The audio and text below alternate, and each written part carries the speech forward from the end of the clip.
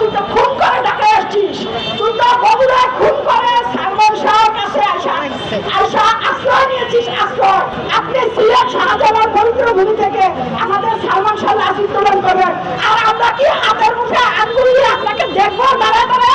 মায়ের বদলে মাই, বিচারের বদলে বিচার। সালমান শাহ লাশ উত্তোলন করতে চান সিলেট থেকে, এখানে হাজার হাজার সন্তান দুপুরবেলা আগত হয়েছে, এদের সাথে কিন্তু আপনি হাড্ডি মুখি নিয়ে দিতে পারবেন না।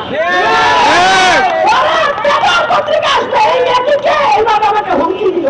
হ্যাঁ, আমি আপনাকে হুমকি দিয়েছি।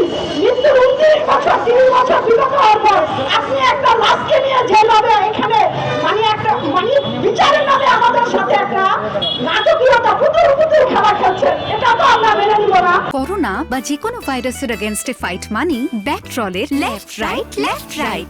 আপনি সিলেট শাহজালাল পবিত্র ভূমি থেকে আমাদের সালমান শাহ লাশ উত্তোলন করবেন, আর আমরা কি হাতের মুঠে আঙ্গুল দিয়ে আপনাকে দেখবো দাঁড়া দাঁড়া?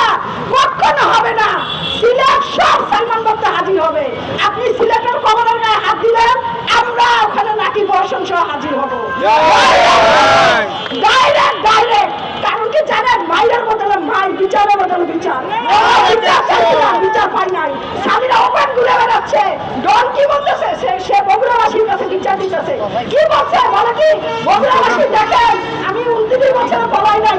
আরে বেকার তুই তো খুন করে ঢাকা আসছিস, তুই তো বগুড়া খুন করে সালমান শাহর কাছে আসা আশ্রয় নিয়েছিস। আশ্রয় আজকে মিডিয়াতে দাঁড়া দাঁড়া বড় বড় কথা বলিস, গান গাছ, এখানে বসে বসে বলিস কই আমি তো খুন করি নাই, পলায় বেড়াই নাই। তুই পলায় না বেড়াইলে তুই তো সালমান শাহ বন্ধু হিসেবে এখনো আমাদের কাছে আসতে পারতি।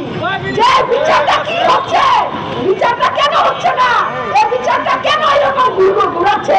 তুই তো স্বামীরার প্রতিটা দালাল দালাল দালাল কেনা কুত্তা বলাম। তুই কিছুদিন আওয়ামী লীগ করো, আমি আওয়ামী লীগের প্যানেলে দেখছি ডাইরেক্ট। এখন তুই বিএনপি প্যানেলে এসে যোগ দিছস। জীবন তুই যেখানে হাত চড়াই তুই সেখানে যে হাজির হস, এটা তো আমরা হতে দিব না। সালমান শাহ কবরে হাত